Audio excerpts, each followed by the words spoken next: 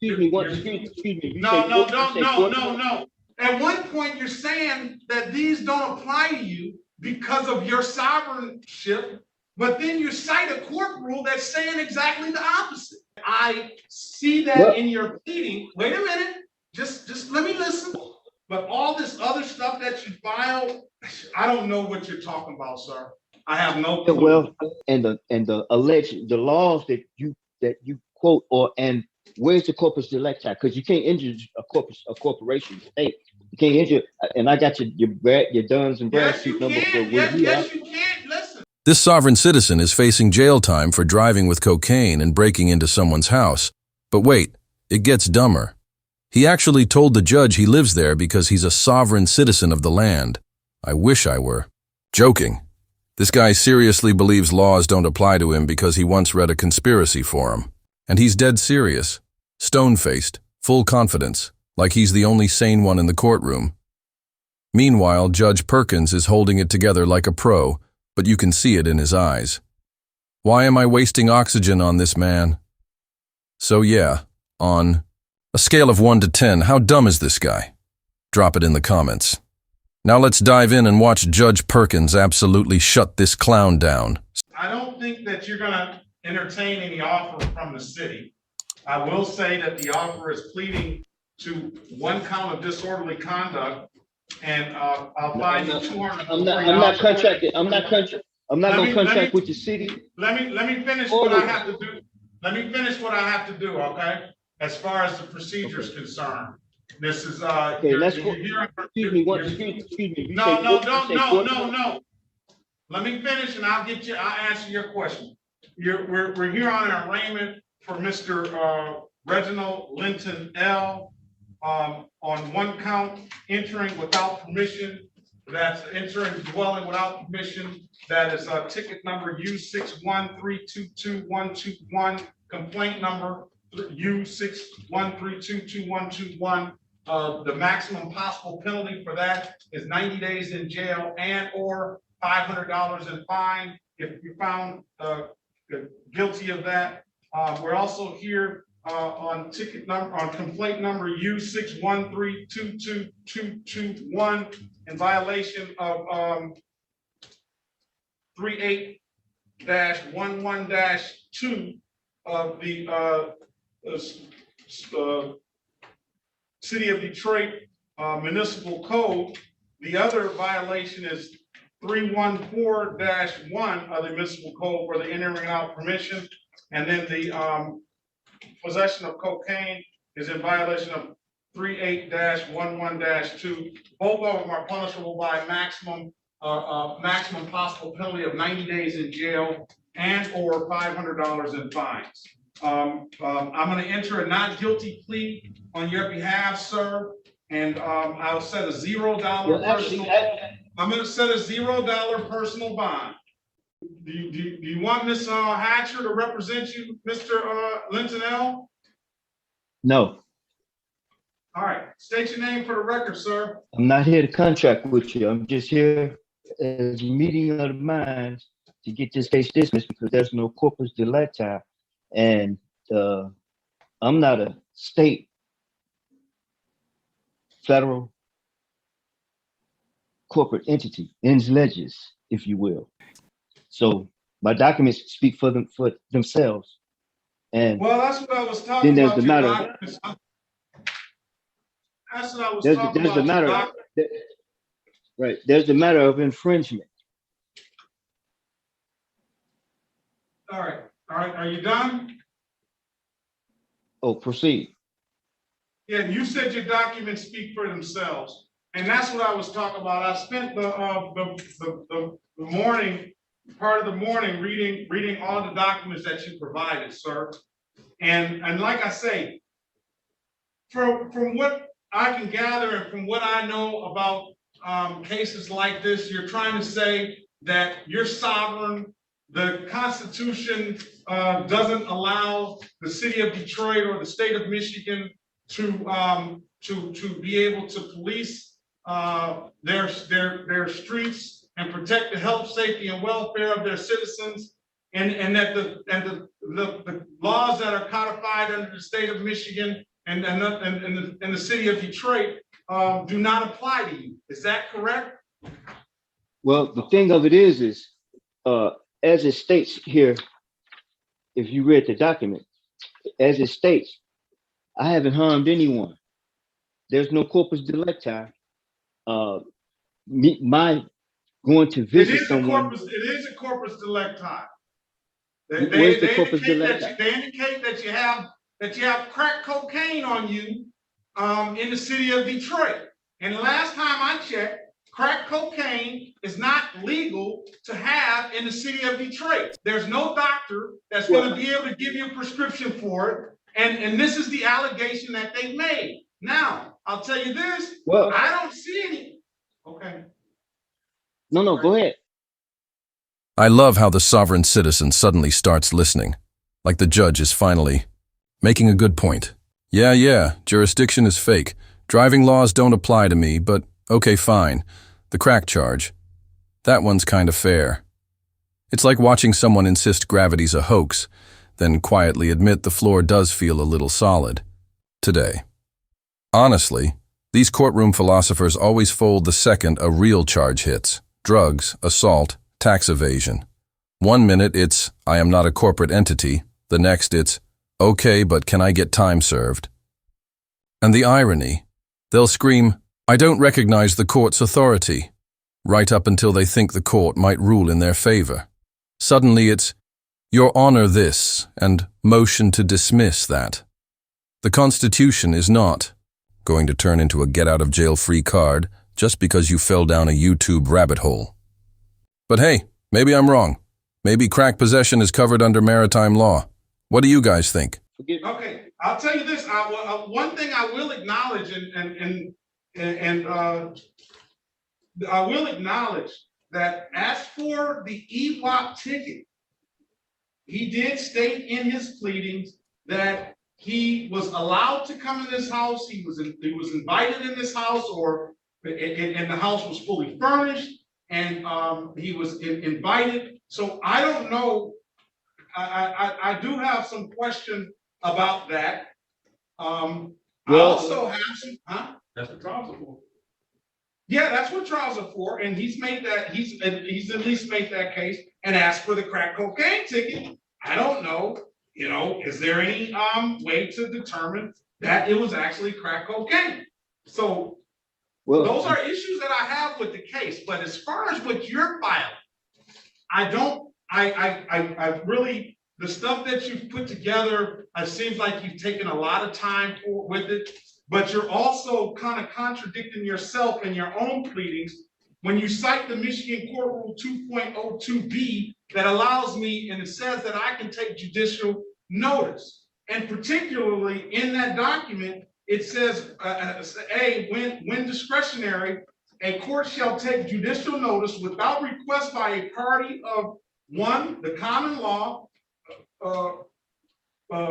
constitutions and public statutes enforced in every state, territory, and jurisdiction of the United States, and two, private acts and resolutions of Congress of the United States and of the legislature of Michigan, and ordinance and regulations of governmental subdivisions of agencies of Michigan, and the laws of foreign countries. So at one point you're saying that these don't apply to you because of your sovereignship, but then you cite a court rule that's saying exactly the opposite. That I can take judicial notice because judicial notice gives me power to say that they do have a jurisdiction over you. Well, there is no subject matter jurisdiction, and also So there's no jurisdiction? Then why are you in this Zoom hearing like it's the season finale of Law and Order? Delusional. Unit? It's honestly hilarious how Judge Perkins casually pointed that out.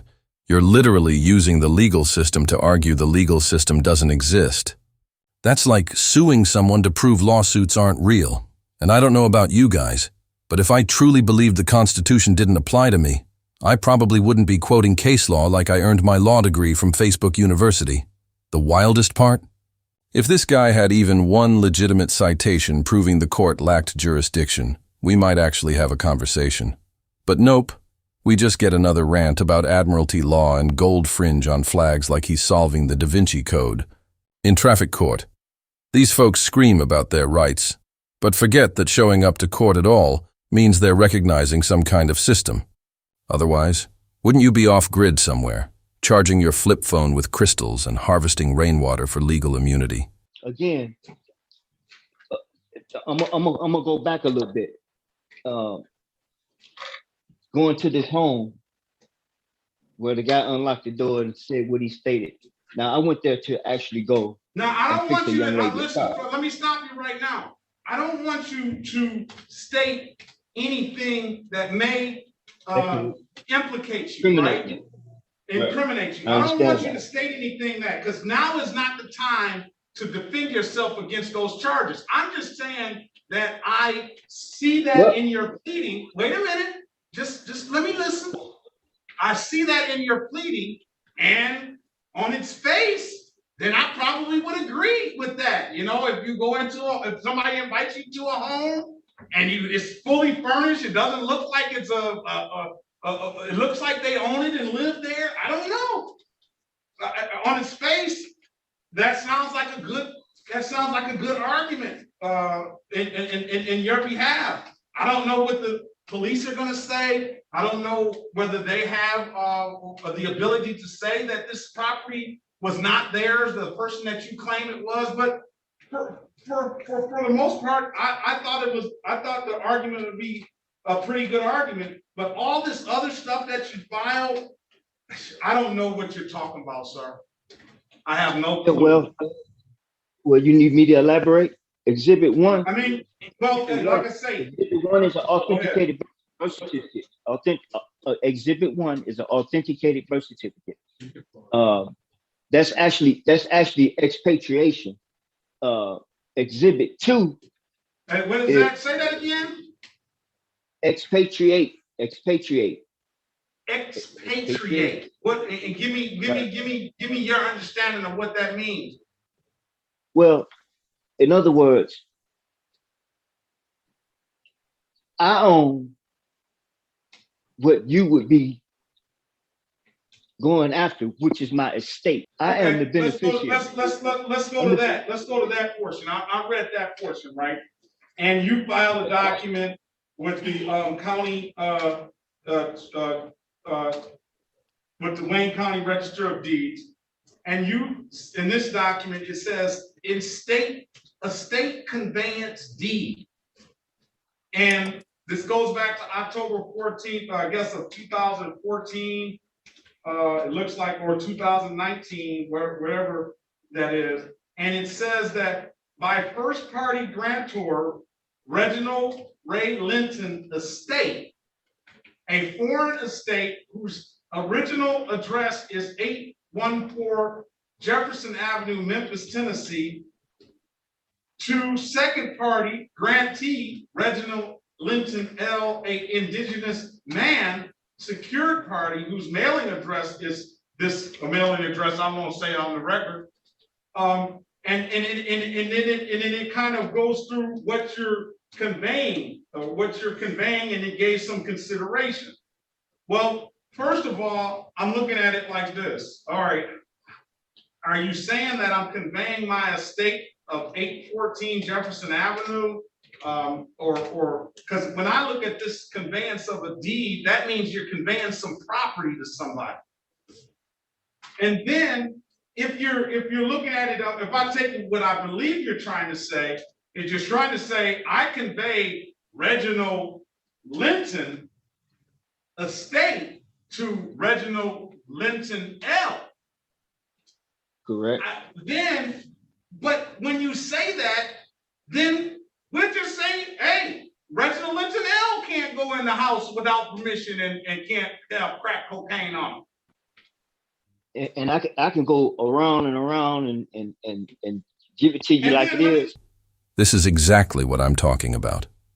1 ounce of reality hits, and this guy short circuits like a dollar store drone in a thunderstorm.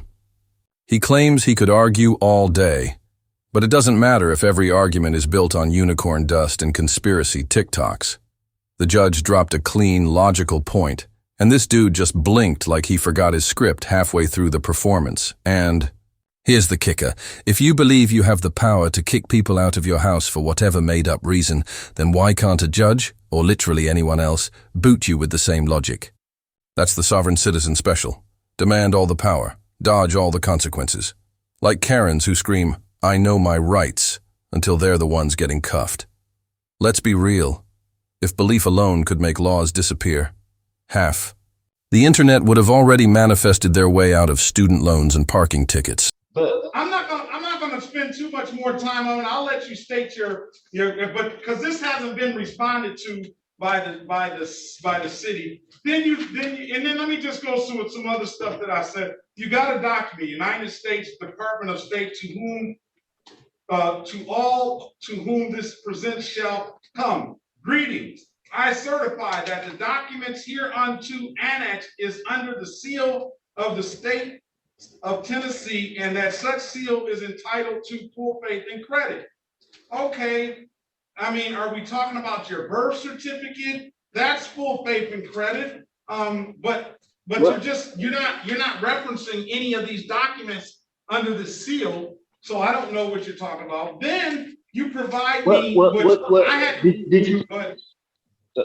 Sorry, go ahead. Then you provide me what I had to go look up, that the world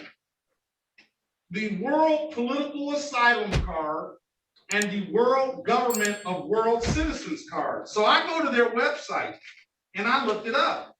And in the last paragraph of the world passport, it says, a passport gains credibility only by its acceptance by authorities other than the issuing agent.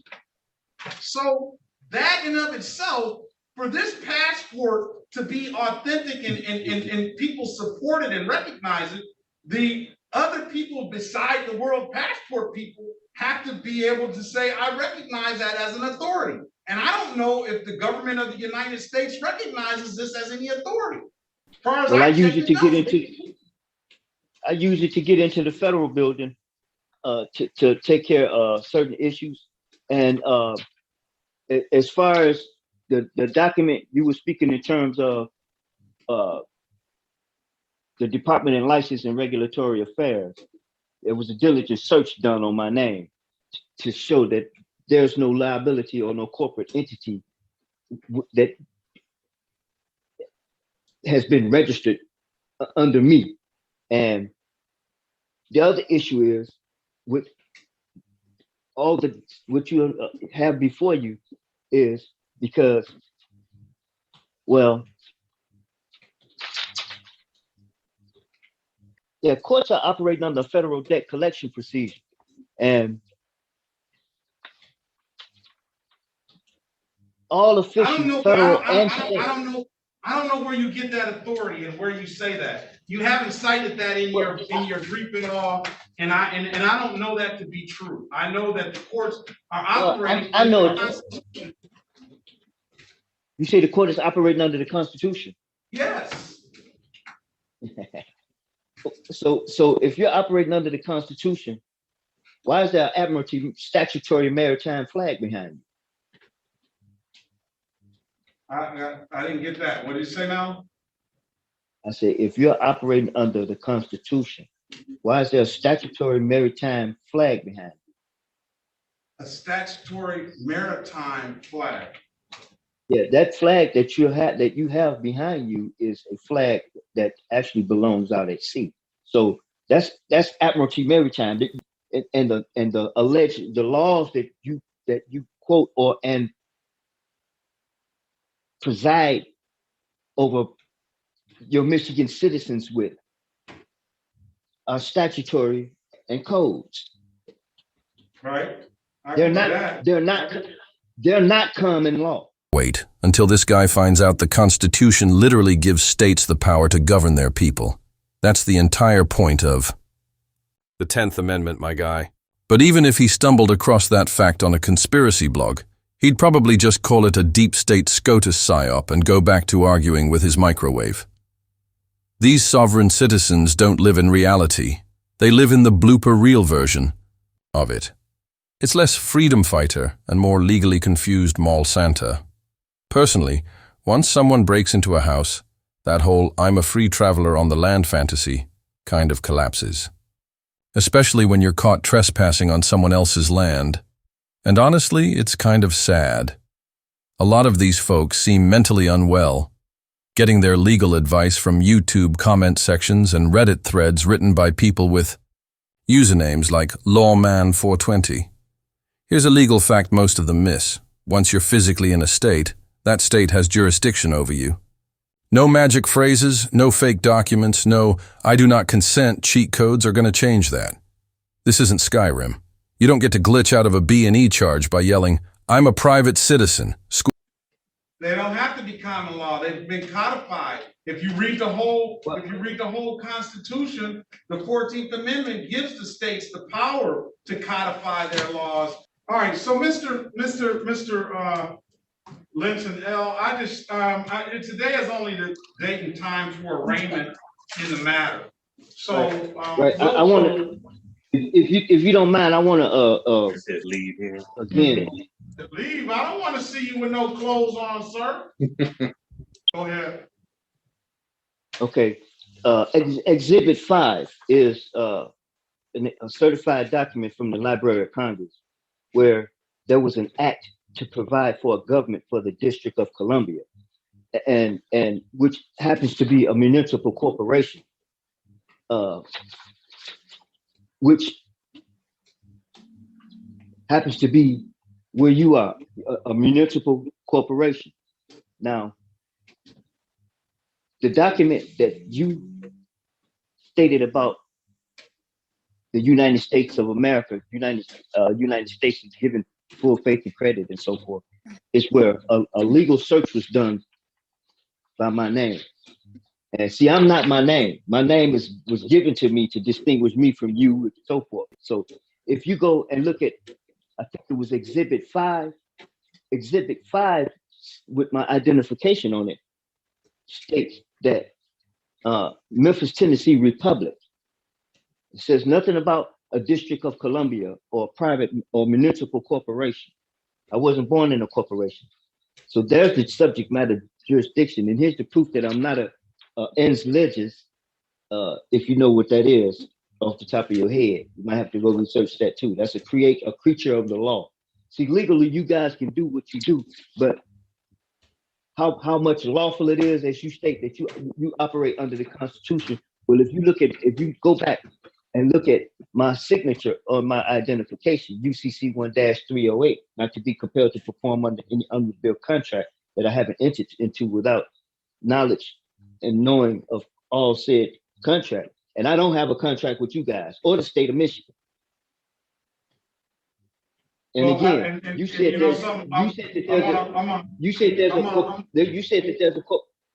there's a corpus delicti. Where's the corpus delicti? Because you can't injure a corporation state. You can't injure, and I got your Duns and Bradstreet number for yes, you can. Listen. Yes, you can. Listen, let me just say this. I know you're not going to believe what I'm saying because you have formulated your own belief, but you can criminalize a company and a corporation criminally responsible. You can do that. Okay. You can hold a corporation criminally responsible, and you can hold the officers of that corporation criminally responsible. Okay, so here's the thing. I don't know about you guys, but I'm calling it. This dude is a lost cause. And honestly, Judge Perkins deserves hazard pay at this point. Yeah, it's hilarious for us watching from the sidelines. But imagine being the poor clerk just trying to survive a Tuesday while this guy babbles about maritime law and strawman identities like it's a TED Talk for lunatics. If it were me, I'd be submitting PTO the moment I saw a sovereign citizen on the docket. And let's be real, Zoom Court is making everything worse. These people get way too bold behind a webcam and half a Wi-Fi signal. It's like handing a toddler a megaphone and being shocked when they scream nonsense into it. Remote court doesn't make your argument valid. It just means you're wasting state resources from the comfort of your kitchen table. At this point, Judge Perkins should just smash end meeting for all and let this guy go cry into his copy of the Constitution, according to YouTube comments.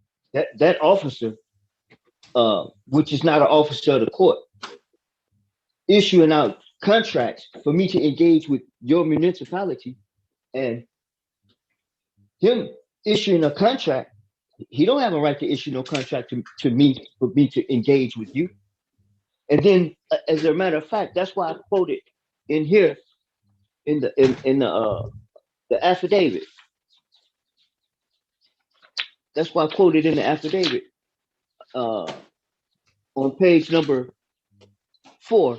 It states, who may serve generally, process in civil actions may be served by any legal competent adult who is not a party or an officer of a corporate party. He's an officer of a corporate party. You operate corporately, and where you work is corporate, and he's a private mercenary. I have several Supreme Court cases where it states that police officer has no constitutional duty to even protect anybody. So he has no constitutional duty to protect. He don't have a right to harass either. Now, the other thing about some cocaine, he didn't have a warrant to search me or my truck. He just pulled me over and assumed what he assumed. Listen, now you're talking language that I understand. Now, none of that was in your brief. The only thing that was in your actually it is there, no, because it's in there. It's in there. The terminology that I use wouldn't be what you would use, where it states I didn't harm anybody. That in your legalese terms would replace we got to be speaking the same language in order to talk. I understand what you're saying. I understand very well what you're saying. And I gotta speak the language of the written law and how it's written, and the way you write it. I mean, I can't go into your mind. You say right. When you say law, and I see something legal, which is nothing more than statutory or code. And to me, those are actually that's private law. So why did you cite the Michigan court rule in your brief? Right in your brief. Well, why did you tell me? That was cited. That was cited because if you go in the beginning of where it states that I'm appearing specially, not not generally, but specially. I don't know what that means. Well, I see you only been there since 2021, and from that point to this point, I don't know how long that is, and I don't know, because under a year. They don't tell. It's almost like nobody filled in the blanks here. This guy's a judge, the one who actually makes decisions, not some sovereign citizen who treats Facebook memes like legal textbooks. And yet somehow, this judge knows more than you. Personally, I think Judge Perkins did a great job here. He stayed calm and sharp, letting the defendant talk just enough to completely dig his own legal grave without getting pulled into the nonsense. Some people might say he was too lenient for letting the guy speak, but I actually respect it. It exposes the full clown show in 4K. Still, I get the other side. Maybe some think it was too much rope. As for how it ended, the case was dismissed with no arrest record or follow-up, which honestly is wild given how out of control the whole thing went. Classic Detroit, where most of these cases just get brushed aside. So what do you think? Was the judge too soft? Or did he handle it just right? Let me know in the comments, and don't forget to like and subscribe. Thanks for watching, and take care.